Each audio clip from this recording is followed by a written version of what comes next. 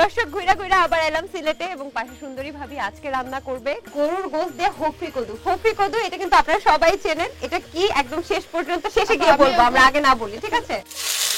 যতক্ষণ পর্যন্ত তোমাকে আমরা বিয়ে না দিচ্ছি তোমার তো মাথা গরম আছে। তুমি আমার বয়স কি ডিসকাস করে দিবা নাকি? একেবারে সতেজ হফরি কদু দিয়ে রান্না করছি গরুর মাংস। কখনো খেয়েছেন? একটু জানান দেখি।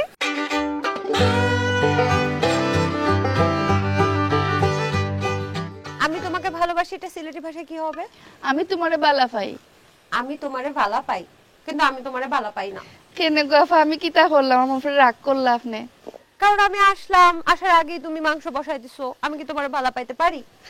আফা আপনি আইতে তোরা দেরি করে লাইছো না, আর এটা তো গরুর গোশত না দিতে অনেক সময় লাগে, হিস্ত নাই, তার লাগে আগে বয়াই দিছিলাম আমি। ও আচ্ছা, আমি দেরি করাতে আগে বসাই দিছো। জি হয়। আচ্ছা যাই হোক, দর্শক ঘুরা ঘুরা আবার এলাম সিলেটে এবং পাশে সুন্দরী ভাবি আজকে রান্না করবে। কি রান্না করবা? গরুর গোশত দিয়ে আর হফরি কদু দি। গরুর গোশত দিয়ে হফরি কদু। ভাবছো হফরি কদু কি? একটু পরে বলছি, তার আগে দেখো চিনতে পারে কিনা দর্শক। ওই লাইন দর্শক, এটা হচ্ছে আপনাদের টাস্ক যে এই হফরি কদুটা কি, দেখে কি চিনতে পারছেন? কি মনে হয় চিনতে পারবে দর্শক? এটা সিলেটের মনে হয় খুবই ঐতিহ্যবাহী, তাই না? জি। হফরি কদু এটা কিন্তু আপনারা সবাই চেনেন। এটা কি একদম শেষ পর্যন্ত শেষে গিয়ে বলবো, আমরা আগে না বলি, ঠিক আছে? এগুনা নি তোরা নামাইলাই, কারণ কি হই যাইব। এটা একটু উনা দিয়ে রাখছে না? উনা বলে তোরা না? উনা দিছি লবণ হলুদ দিয়া। আচ্ছা, এটা উনা দিয়ে রাখছে। উনা দেয়া মানে হচ্ছে এটাকে একটু ভাপ দিয়ে রেখেছে। কিছু দিয়েছো সাথে? অলই দিছি আর লবণ দিছি। অলই? অলই কি? অলইদ অলইদ। হলুদ। সিলেটি ভাষায় হলুদ হচ্ছে হলুদ। পয়লাও আমি তোরা তেল দিলাইমু, এরপরে আমি একটু পেঁয়াজ দিলাইমু, আমি হালকা একটু পানি দিমু, আদা রসুন গুলা দিবা, আদা দিবা আমারে তুরা, আমি আরো তুরা পানি দিমু, একটু হলদি গুঁড়া দিমু। এখন সবটা একটু একটু করে সবটা দিলাইমু। হলুদ দিচ্ছি অলইদ, অলইদ দিলাম তুরা। না, অলইদ জিরা বাটা না? জি। মরিচ। শোনো এটি ভাবি, আমি কিন্তু মরিচ খুব পছন্দ করি, ঝাল পছন্দ করি। জাল দিতাম নি? দাও। আমরা সিলেটি জাল খাই তুরা, এটা একটা আমরা ইয়ে আছে। আর সবে গরুর কই মাংস যে জাল আমরা আগে একটু নানি সুনার মাঝে মরিচ দিছি, ওটার লাগে বেশি দিতাম নাই। তাই? জি। আচ্ছা, তাহলে ওই যখন তুমি জাল দিয়েছো তখনও মরিচ দিয়ে নিয়েছো একটু? জি, একটু হালকা দিছি, সবটাও দিয়া জাল দিছি একদমই। এবং গরুর মাংস যদি একটু ঝাল ঝাল না হয়, মশলাটা যদি পারফেক্ট না হয়, খেতে কিন্তু ভালো লাগে না। গরম মশলার গুঁড়াটা দিন, জিরার গুঁড়াটা দিন। জিরার গুঁড়া। আচ্ছা, তোমরা নাকি চামচকে চিপস বলো? সিফ কই সিফ। সিফ। আমরা এখন গুজে উনা দিয়া রাখছিলাম, ও পানিটা দিয়া। আচ্ছা, প্রথমে যে আমার ভাবি জাল দিয়ে রেখেছিল মাংসটা, সেটার যে পানিটা ছিল, সেটা ধোয়া যে পানিটা, সেই পানিটা কিন্তু এখন দিয়ে দিল। একটু নুন দিমু। নুন। দেখো, নুন কিন্তু ঠিকঠাক ভাবে দিতে হবে, হ্যাঁ, কারণ আমি তোমাকে নুনের মতো ভালোবাসি। আচ্ছা, তুমি আজকে এরকম বউ সাজছো কেন বলো তো? আমার মনে হলো আপনার লগে বই একটু বউ সাজিয়েও বইয়ে একটা সৌন্দর্য আছে না, মজাও লাগে। যাক, আমিও সাজছি। সাজাবো তো সাজা হয় না। দর্শক বলতে হবে যে কে বেশি সুন্দর, ননদিনী নাকি ভাবি?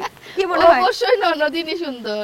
ও, ভাবি এখানে হার মেরে গেল? তাহলে তার কিছু করার নেই, আমি জানি আমি সুন্দর। কারণ আমার নন্দির এখন সুন্দর দরকার। ভাবি তো আর ভাবি ওই গেছে না, নন্দর তো খেরো ভাবি ওইটা। মাংস কিন্তু দিয়ে দেওয়া হলো।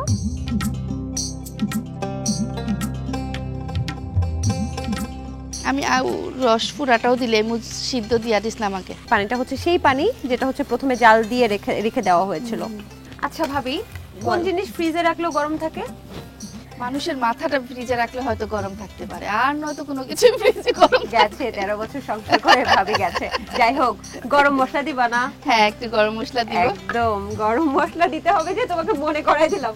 তোমার মাথা আসলে ফ্রিজে রাখতে হবে। সবারই মাথা গরম থাকে, যতক্ষণ পর্যন্ত তোমাকে আমরা বিয়ে না দিচ্ছি তোমার তো মাথা গরম আছে। বিয়ে তো বয়স হতে হবে, কি বলেন দর্শক, তাই না? আর কতদিন? তুমি আমার বয়স কি ডিসকাস করে দিবা নাকি? আর কতদিন মানে? আমরা তোরা পানি দেই, এখন মাত্র সুইট 16, একটু পানি দিয়ে দিচ্ছি। একটু গুড়িয়া দিলাই। গুড়িয়া ঘুরাই দিবা? ওই একটু গুড়িয়া দিই, একটু ঘুরাই দেবো, দাও তো ঘুরাই দেব। গুড়াই দেওয়া লাগতো না, আমি গুড়িয়া দিছি ওগু হইছি।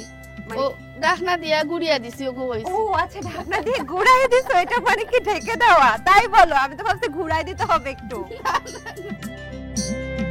হফরি কদু কি এখন পর্যন্ত কিন্তু বলতে পারেন নাই দর্শক, মনে করিয়ে দিলাম। তবে এখন দেখি ভাবি কোনো প্রশ্নের উত্তর দিতে পারে কিনা। আচ্ছা, তোমাকে আমি কিছু ধাঁধা ধরি। দাদা দেখি তোমার মাথা তো সবসময় গরম থাকে, গরম মাথায় বুদ্ধি কতটুকু আমরা দেখি। না পারলে সমস্যা নেই, মাথা নিয়ে ফ্রিজে রেখে দেবো, তুমি আমাকে বলো। সেটা হচ্ছে এমন কোন জিনিস আমরা বাজার থেকে কিনে আনি, রান্নাও করি কিন্তু খাই না, ফেলে দিই।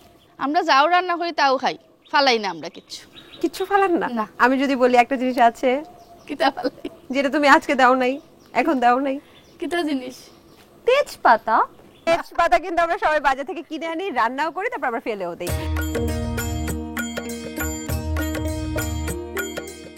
এখন আমি ইওটা দিলাইমু। কি ওটা আবার দিবা? হফরি কদু দিমু। দাঁড়াও দাঁড়াও, আগে দর্শকদেরকে ক্লিয়ার করো এটা কি। হফরি কদু। হফরি কদু, আচ্ছা সিলেটি ভাষায় এটা হফরি কদু, কিন্তু আমরা বলি হচ্ছে মিষ্টি কুমড়া। খুবই পছন্দের, একেবারে সতেজ হফরি কদু দিয়ে রান্না করছি গরুর মাংস। কখনো খেয়েছেন মিষ্টি কুমড়া দিয়ে গরুর মাংস? একটু জানান দেখি। আমি একটু পানি দিলাইমু। আচ্ছা, একটু পানি দিলে।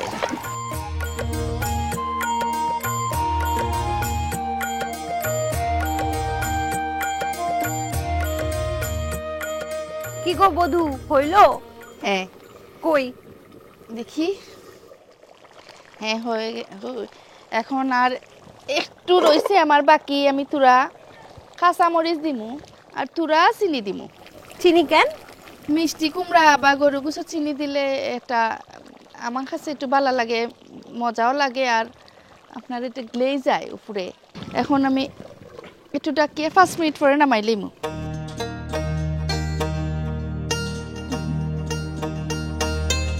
রান্না হয়ে গেছে আমরা। তুমি কি ভাত বসাইছো? ভাত রান্না হয়ে গেছে। তাহলে নিয়ে আসো। আনি আস।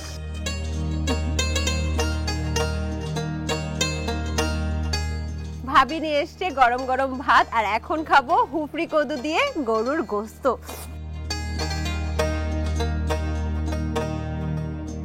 দর্শক, তৈরি হয়ে গেল হফরি কদু দিয়ে গরুর গোস্ত, এবং শীতকালে এখানকার খুবই জনপ্রিয় প্রসিদ্ধ একটি খাবার হফরি কদু দিয়ে গরুর গোস্ত।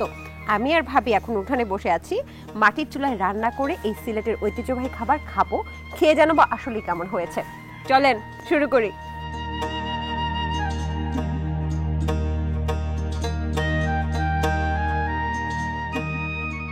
দর্শক, এক কথায় সেই স্বাদ, সেই স্বাদ। মানে আমি একটু বুঝে বলছি, এমনিতে গরুর মাংস যারা পছন্দ করেন তাদের জন্য তো এটা অনেক পছন্দের হবে।